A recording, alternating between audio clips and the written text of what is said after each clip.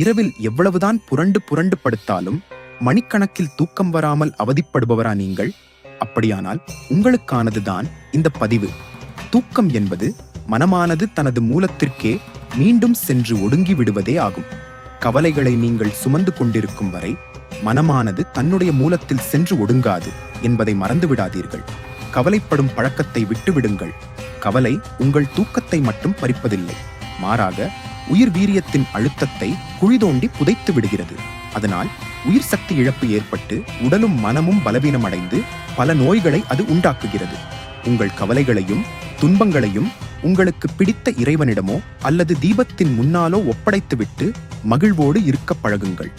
இரவில் திரைப்படங்கள் பார்ப்பது, தேவையற்ற செய்திகளை கேட்பது, உணர்ச்சியை தூண்டும் படங்களை பார்ப்பதை அறவே விட்டுவிடுங்கள்.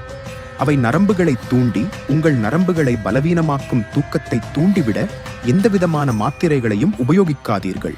அது நாளடைவில் உங்களை அப்பழக்கத்திற்கு அடிமையாகி மாத்திரை இல்லாமல் தூங்க முடியாத நிலையை உண்டாக்கிவிடும்.